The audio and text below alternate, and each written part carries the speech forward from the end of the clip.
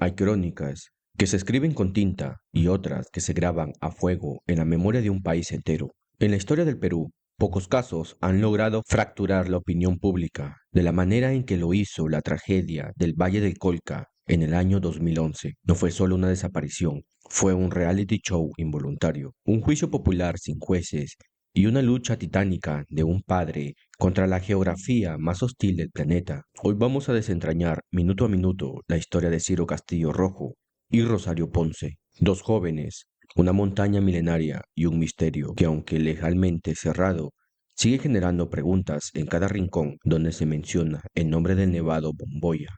Prepárense, porque para entender el final debemos regresar al principio, a ese sol de marzo que iluminaba una caminata que nunca debió ocurrir.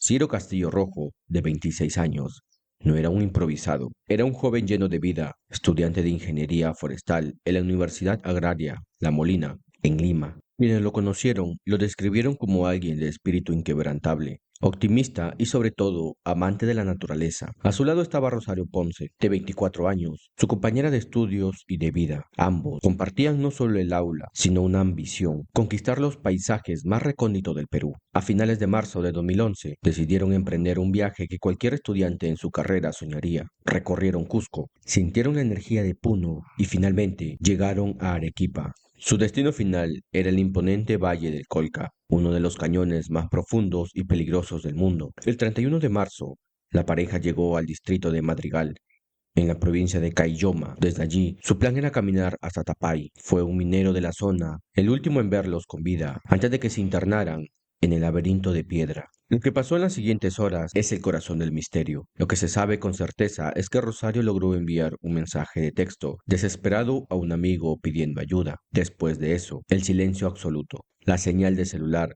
se perdió y con ella el rastro de los estudiantes. El 4 de abril de 2011, tras 4 días sin noticias, las autoridades peruanas dieron el grito de alerta. Ciro y Rosario estaban oficialmente desaparecidos. Se activó una maquinaria de búsqueda que involucró a 3 brigadas de rescate, 14 especialistas y decenas de pobladores que conocían los cerros como la palma de su mano. La esperanza inicial se basaba en las habilidades de los jóvenes. Ciro había tomado curso de supervivencia y Rosario tenía experiencia previa en trekking. Las primeras hipótesis sugerían que podrían estar refugiados en alguna de las tantas cuevas de la zona, protegiéndose no solo del frío extremo de -10 grados centígrados, sino de los pumas que acechaban en las sombras del cañón.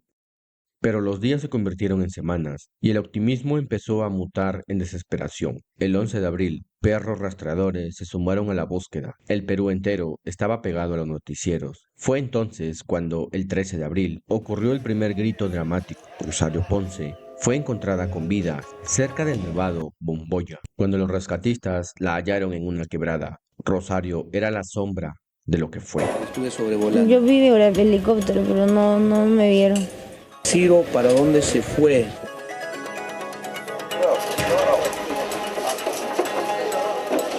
Estaba desnutrida, deshidratada, con contusiones y una lesión grave en las retinas por la exposición prolongada al sol sin protección. En un estado de crisis nerviosa total, logró comunicarse con sus padres y contar lo increíble. Habían sobrevivido alimentándose de hierbas e insectos. Sin embargo, su rescate, en lugar de traer paz, trajo el caos. Al ser interrogada sobre el paradero de Ciro, Rosario no pudo o no quiso, según sus detractores, dar información precisa. Fui para hacia Madrigal porque fue lo que yo vi. Pero el día que nos separamos fue el día que llamamos a la policía. Sí. No sé si fue el lunes o martes. El día, si lo llamamos el lunes, todo el lunes en la noche esperamos. Todo el lunes en la noche esperamos a que viniera la policía. Estuvimos con los protectores de las mochilas. Su relato era confuso. Él se fue para allá. Yo me quedé aquí. Explicó que decidieron separarse el martes previo porque ella no podía avanzar más. Ciro, en un acto de heroísmo o imprudencia, decidió seguir solo para buscar ayuda, prometiendo regresar por ella. Esta separación física fue el punto de no retorno. Rosario fue trasladada a un hospital en Arequipa, pero mientras su cuerpo se recuperaba, su imagen pública se desmoronaba. La opinión pública no vio una víctima, vio a una mujer fría que no lloraba frente a las cámaras. Empezaron los cuestionamientos: ¿cómo sobrevivió ella y él no? ¿Por qué sus versiones cambiaban? ¿Qué ocultaba Rosario Ponce? El Ciro no tiene la culpa de que ahorita me quieran denunciar, de que me estén denunciando por asesinato. Él no tiene la culpa de eso. Él sufrió un accidente en la montaña.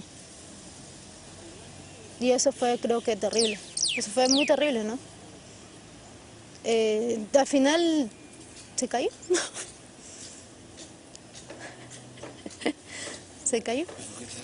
Mientras Rosario enfrentaba el escrutinio, emergió una figura que se ganaría el corazón de la nación. El doctor Ciro Castilla Rojo Salas, el padre de Ciro, se mudó al Colca. Dejó su consultorio y su vida en Lima para dirigir su propia búsqueda. No confiaba en las autoridades y mucho menos en el relato de Rosario. Don Ciro ofreció recompensas, contrató a los topos de México y se enfrentó cara a cara con la montaña cada día. En julio de 2011, la tensión llegó al ámbito legal. El padre de Ciro denunció formalmente a Rosario por homicidio, basándose en lo que él llamaba inconsistencias insalvables. El caso ya no era una búsqueda de rescate, era una investigación criminal bajo el microscopio de los medios de comunicación.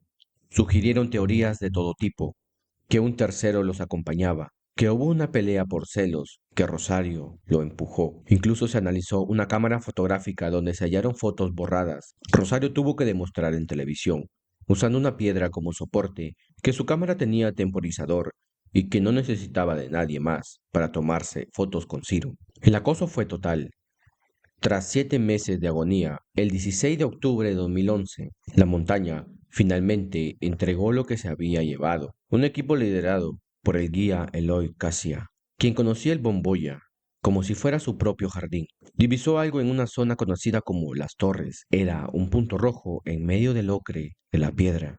El cuerpo de Ciro Castillo Rojo estaba en un acantilado casi inaccesible, en un saliente vertical que los rescatistas describieron como una zona de filones extremadamente resbaladizos. El rescate duró días. Los policías y bomberos tuvieron que cargar la canastilla por sendero de apenas centímetros de ancho, jugándose la vida en cada paso. El país guardó silencio cuando el helicóptero aterrizó con los restos. Ciro fue identificado por su reloj y una cadena de oro. Su cuerpo estaba en estado de saponificación, una reacción química de la grasa corporal debido a las condiciones extremas de humedad y frío, lo que indicaba que había muerto poco después de la desaparición. La autopsia realizada por el Instituto de Medicina Legal fue concluyente. Ciro Castillo Rojo murió por politraumatismo severos causados por una caída de gran altura. No había signos de defensa, no había marcas de bala, no había intervención de terceros. La ciencia